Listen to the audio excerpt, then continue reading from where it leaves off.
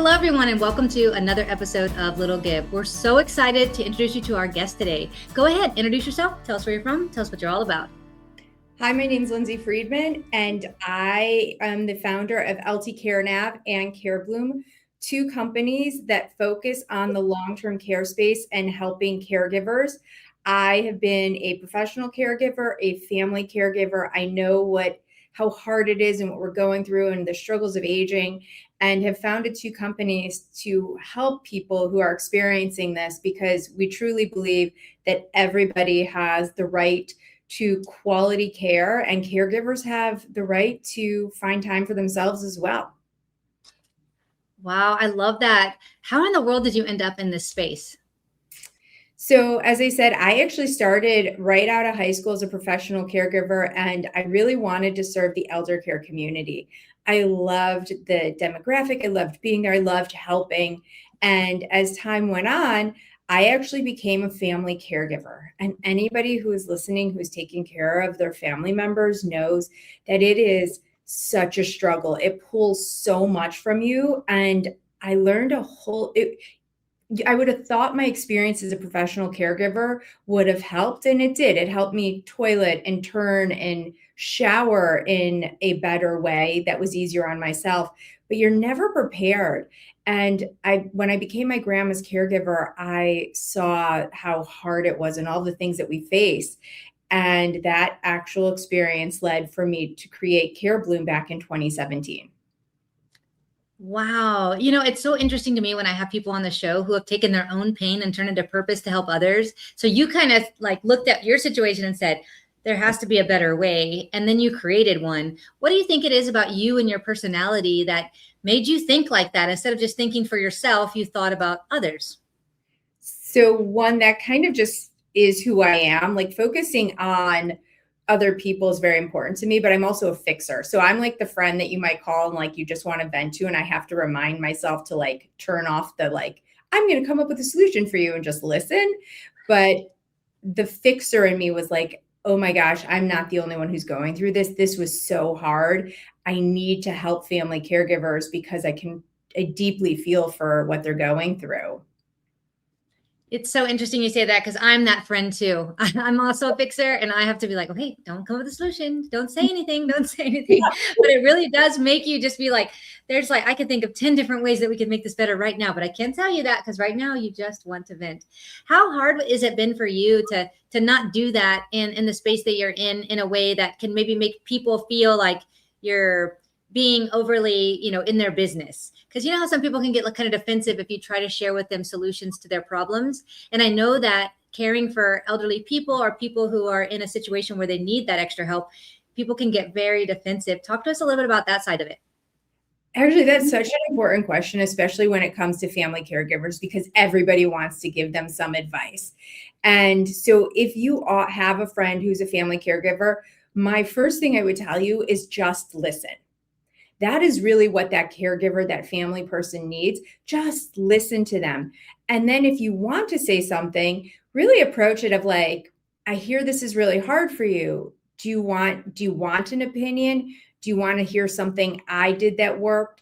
That approach it gently. Ask them if they want your opinion. And then if they say, no, I was just trying to vent. I know it's hard for people like you and I. We just have to go, okay, then I'm just here to listen. And you have to tell yourself over and over in your head, don't give an answer. But that's what they need. So really focusing, when you're trying to help, focusing on what they're actually needing, you just have to remind yourself, if that's all they need, that's what you should be doing. I always love to say that we were given 2 ears and 1 mouth for a reason. We should listen more than we speak. And it sounds like that whenever somebody's going through something where they're the caregiver and all the attention generally goes on the patient, and the caregiver kind of gets a little bit set aside. I've seen that so many times where their batteries are just so empty from just giving, that they just really don't have anything left to give. What advice do you give those caregivers in the moment when they're feeling like they just are just at their wits' end, just exhausted? So it's so hard, because I think we tell caregivers over and over, find that moment for yourself. And when we say that, I need to acknowledge that in some circumstances, there's almost no time for yourself. So I understand that. So telling somebody, oh, take a walk, do all that. I understand sometimes you are so worn thin that you can't even leave. So with that, even finding a few minutes to just breathe. And I know it sounds so simple and so silly, but really just a moment to take for yourself. And the other thing I would really tell people is ask for help. You have a lot of people around you who love you, and you asking them, they want to be there for you. So even if it's just an hour, if you can do that, try, because like as the screen says, like you really do, you matter. And so you can't pour from the empty cup. So if you don't take care of yourself, you're not going to be able to take care of your loved one. And just remind yourself of that. Hi, my name is Clark, and I'm the president of the board of directors for Driving Single Parents, a 501c3 nonprofit serving the citizens of San Antonio and Bexar County, Texas. I'm here today to tell you a little bit about the great work that our organization is doing for the citizens of San Antonio.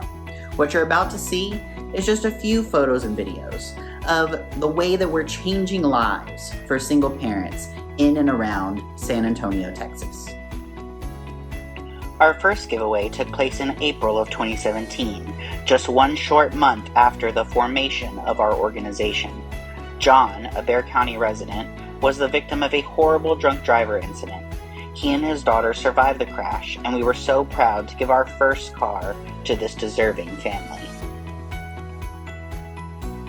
Fast forward to 2020, a very difficult year for nonprofits. We were able to secure 4 vehicles for single parents in need. Our organization, including our board of directors, list of partners, and portfolio of people we've been able to help in San Antonio, continues to grow, and it's all thanks to donors and local community organizations that have helped us along the way. This giveaway took place in 2021 and shows that we continue to help single parents even after the struggles brought about by COVID-19. Because of limited funds and the overwhelming need, we at Driving Single Parents are incredibly selective with the people we help. Some are victims of domestic violence. Others had a spouse pass away tragically, or otherwise fell on hard times. These single parents show adversity in the face of challenge and aren't looking for a handout. We offer a hand up and help get them back in the driver's seat. Many of the single parents we help go on to graduate college, get promotions, get married, mentor others, and some have even been so touched by the gift we gave them that they have decided to join our board of directors to pay it forward and ensure the continued growth of our organization. If you would like to help our organization continue to grow and continue to help single parents in need in San Antonio, Texas, and Bexar County, Texas, we would really appreciate your support. Please visit us online at www.drivingsingleparents.org. Thank you. Absolutely. I've had several friends who have cared for loved ones that have, had, all different ailments, age, also cancer, sicknesses, all kinds of things. And I have seen time and time again, and I heard them time and time again saying, well, I really I went and I did this, whatever it was, a walk or, maybe got a massage, and I just feel so guilty. Have you heard a lot of that, of caregivers saying they feel guilty whenever they do something for themselves? Yeah, I think caregiving leads to a lot of guilt in so many ways. There are a lot of emotions, but you never feel like you're doing enough because you never see your loved one improving. You never see things getting better, and you feel that whatever decline is on you. And reminding that you are one person. And as long as you are doing the best you can, that's all you can do. And taking time for yourself doesn't mean you are being selfish. You are regenerating. You're giving yourself something so you can come back and be better caregiver than you were before that break. So the guilt thing weighs heavy, but you really just have to remind yourself you're one person, you're doing everything you can, and that is enough. I love that. That is enough. So, you mentioned that you have two businesses. Tell us what the difference is from both of them, and then what caused you to start the second one. I mean, obviously you started the first one and that was going well, and then you saw another need and you found a way to meet it. Talk to us a little bit about the difference in those two businesses. So CareBloom is a caregiver support tool. We are a smartwatch that you can put on your loved one. We're sensors in the home, so we are super discreet. We really we want elders to have privacy and dignity, but we know that sometimes they just need an extra hand. So smartwatch, sensors in the home, and we can tell you everything that's going on in the home. It's like a virtual caregiver. So you can see how your mom or dad are doing, but it also allows you to get out and take that walk. It allows you to go to work without being nervous about what's happening at home. We also, if you do have a professional caregiver, we also may let you know what they're doing in the house, because their actions really can play into the wellness and longevity of your family member. And so what had happened was, I was actually, after we gotten through years of R&D and testing and we'd gotten to market, I played installer for a while, and I was going to homes and I was putting CareBlooms in, and I was hearing the same questions over and over. Okay, this is great, but how do I know when my mom needs more care? What does that transition look like? How much is it going to cost me? How am I ever going to pay for it? And then who's going to help me? And so that's where LT CareNav came about, because I was a senior care advisor and I knew a lot of other people who were, but a lot of people don't know you can find a CSA to help you along this journey. And so I wanted all the answers in one place. So LT CareNav is like a digital certified senior advisor. We help you with the entire process. And just like a CSA, we then point you into the right direction of people who can help you with whatever your need is further. So if you need an elder care attorney or home care, or somebody to help find you the right assisted living, we make those introductions. And it started off as the people that I knew well, that I would make introductions to. And now we have expanded across the country to have providers that we have vetted. And when I say vetted, it's not just like a simple solution. We are actually, on my podcast, have invited all of our providers, so you can actually see the people that I'm recommending.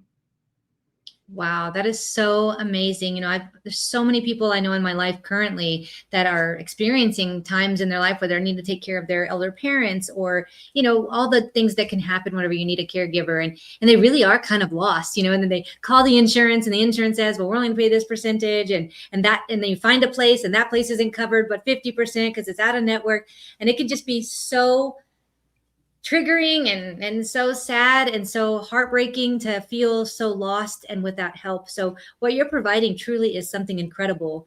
How does it feel for you to know that you are offering these amazing services that so many people need, and actually meeting them wherever they are? So we really are excited about what we're offering. We're hoping we can kind of change the conversation too.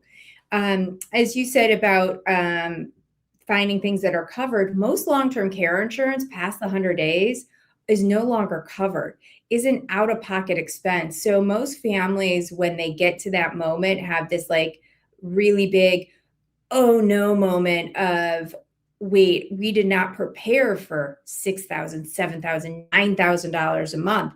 How are we going to afford this? And they don't even know that there's options and there's way to keep their family financially secure as well. So I'm hoping that we change the dialogue and we can really get people to not be so scared of what planning looks like, because, I always say we have like two alternatives, right? We're either not going to be here or we're going to get old. And don't we want those last years of our lives to be comfortable and have the quality care that we're looking for? And there's so many ways to make that happen if we just plan for it. Hi, my name is Andrew Fraley, and I believe that sometimes we all need a little bit of help. If you're in the San Antonio community and you need some legal help, call me at 210-725-4658. I love that. That is just so incredible that you found this solution for so many people out there who are struggling. So thank you for all that you're doing. That's incredible. Thank you. Yeah. So tell us what's next for you. So I just released a book called The Questions That Matter, because I really think everything should start with your planning journey about what questions, what do you want? And these are really important questions. Like, if I were to need somebody to help me with my ADLs, which is your activities of daily learning, of living, who do I want to help shower me? Who do I want to dress me? What does that look like? Who is going to be my power of attorney? These are big questions that take time to answer. So I wrote a book about the 80 some questions that you should absolutely talk about, both with yourself, figure out what you want for yourself, and then how to have the conversations with your family when you make these decisions. And then on the flip side, how do adult children kind of come in and have the conversations with their parents? Because these are gentle conversations to have. We really need to frame them in a way that aren't going to make anyone feel defensive. So this is a big push that we have to kind of change the way families have these conversations and how much earlier they have them. That's amazing. So what sparked in you to say, oh, you know what, I've done this, and this, and now I want to write this book? So this book actually came out of hearing people ask. They were actually saying, well, what question do I ask first? It was just like a question that I was getting over and over. And I was like, well, it's not one question. If you're only going to ask one, the one question is, what do I want? Or what do you want? Right. But there are so many. And that was what I put together as like, okay, I'm going to break it out to you of what do you want? And so part of the book is what do I want as I age? But the other part is, what do I want as a caregiver? Because the caregivers have to have these conversations as well. And in saying to your mom, you know, I love you so, so much, but I am not comfortable showering you. That is an okay thing to say, but you don't want to get to the point where you have no other option and then you're stuck doing it. So have that conversation earlier and saying, I'm not going to be the person to shower and toilet you, but let's figure out what's going to happen so we have something in place. Because if you do this when you're not in the middle of it, emotions aren't running high and nobody's as sensitive about it, and you can go in with a really strong plan. I love that. It's just so fantastic to have all those unknowns answered. But I'm sure that you've heard, and I know that can be very difficult to open a conversation like that with your mom or dad when they are young and healthy. How do people navigate that? It's hard. It's challenging. We created a game that we are just starting to market. It should be available this summer. And it is, do you know the game Cards Against Humanity? Oh, yes. So it's cards for caregiving. Okay. So, yeah. So it's still a little like naughty, but it's a game that you play before the moment, right? This is something you can play where you can all still laugh about some of the situations, but it gets the question started in sort of a fun way. So there's the 82 questions that are in the book, but you can play it like Cards Against Humanity. And then on each card, there is a QR code. So you can actually scan it and really have the serious conversations of why this question matters and what the outcome is going to look like if you don't talk about it. Okay, so tell me where this idea came from, because that's genius. This idea actually came out of my lead developer and I were talking when I was telling him about this book I was writing. And he's like, we have to do something fun with it. And I have no idea. So we started noodling this idea of like, you know, how do we get people to have these questions? And I am not a millennial, but he is. And so he was like, this is how I would do it. So we spent the time and built out this card game. So hopefully it's a fun way to talk about aging and caregiving.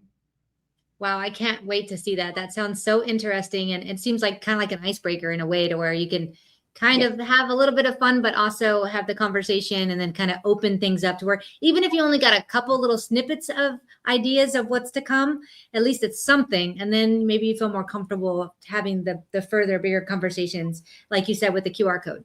Sounds awesome. Thank you so much. We're excited. Yeah. So tell us, you teased a little bit that you have a podcast. Why don't you tell the audience a bit about the podcast and how that journey began? So that journey began because I see a lot of sites that say they vet their providers. And I've always kind of wondered, what does that really mean? What is that process? And when we were talking about our process of how we were going to do this with the background checks and the interviews and reviews and all of that, I was like, but it's still just me saying I did it, right? I was like, how can I show people that this actually happened? But more importantly, anybody who's going to provide some sort of care in the senior care space or for caregivers, there's really a lot of personality that goes into it. You have to like your advisor or whatever role they're having. So I thought, what a great way to do this, to actually like introduce them in a more profound way. Let them see the interview that I have with them so they can see why I chose the person. So that's really how it came to be, is like, how can I really introduce someone that they can get a sense of what I saw in the provider? Yeah, that's also very smart, because then people can really kind of take like a sneak peek, like kind of from the outside looking in, and kind of overhear the person talking and see how they approach different things. And I just think it's so smart. And like all the ways that you've found to serve others and really help and with such a sensitive topic is just so cool. I bet you must feel like you've done something so great that's really serving others. Do you think that like there's more that you could possibly do, or do you feel like, my goodness, I've reached the pinnacle of all that I can do to serve others? So absolutely do not feel like I've reached that pinnacle. There's always more that every one of us can do.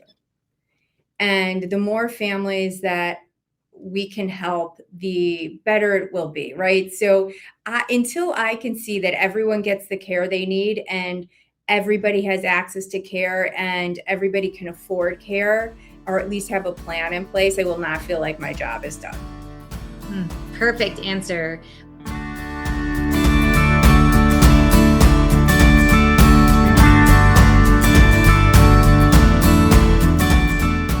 Can you give the audience an example of a little thing that they could do in their community that might just be a little give on their end, but might make a big impact on the other side? So I think what's really interesting, and I focus on the senior community, is that they tend to be very lonely. Most of them have lost their spouse, lost a lot of their friends. So a conversation for somebody who is older means so much, and it's such a little thing. So if you see somebody who's older, who is by themselves, if they're your neighbor, if you see them on the street walking, take a moment to just say hello and have a conversation, because loneliness is such a killer of that community. So just giving them a moment will mean more than you ever realize. That's a great example. Can you give the audience an example of a time in your life where somebody did something little for you that might have just been a little give on their end, but really made an impact on you and in your life? So there is a podcast host, and she invited me to be her last guest on her episode. And I did not know it at the time, but she actually said it was because she felt like as she was ending her career and turning it over to me, she said it was just one simple little statement that has meant so much about how she saw I was helping the caregiving community. And it was like one little sentence she said, and it's made me happy for like weeks. Wow, you just never know what words you're going to use that can really affect somebody and the trajectory of their lives. Yeah. What about nonprofits? Are there any nonprofits that you're excited about? So I work pretty heavily with Holocaust survivors. That is my give back in two realms, both with Holocaust education and with providing senior care with Holocaust survivors. And so I really love Jewish Family Services of Cleveland. They do such a wonderful job. I just did an event with them where we hosted 30-some Holocaust survivors at an event during the day. And to give back to a group that suffered so much was really powerful. And there's so many people who are suffering out there. And so to be able to be some part of joy in anyone's day is just really meaningful. I love it. Thank you so much for sharing that with us. I always come across all these nonprofits that I didn't know about. And you would think after me doing this show for 3 years, I would have heard it all. Absolutely not. I always end up coming across a new one. So thank you for sharing all of that with our audience and everything you've shared today. Why don't you tell the audience where they can find out more about you, all you do? Obviously, they need to get the book. They're going to need to get the game. They're going to need to watch that podcast. There's so many things, and get involved with your business. Tell them all the details. The best place to reach out is ltcarenav.com/podcasts with an S at the end, because we are giving away a copy of the ebook, and we are also giving 25% off of CareBloom. So everything in one spot. Oh, that makes it so much easier. Perfect. Well, everyone, she gave you all the details on where to find her and get in touch. Please do go reach out and get to know more about everything that she's up to. There's all of us may have a need for this, so it's really important to kind of know what to do next. So I'm so grateful for everybody watching today. If that nonprofit really stuck out to you, please go to their website, find out more. And if you want to get involved, please do go make a donation. $1 or $5 multiplied by all of you watching this episode today truly does make a huge impact to these nonprofits. Thank you all again for watching. Lindsay, thank you for being on, and I can't wait to see you all next week. If you enjoyed this episode of Little Give, head on over to our website at littlegive.com. You'll be able to find all the information about previous episodes and past guests that we've had on. If you or someone you know would like to be a guest on Little Give, all the information is also on the website. And if you have a nonprofit that you love and would like to recommend be on the show, all of that information is also on the website. We really appreciate you watching today, and we can't wait to see you again next week.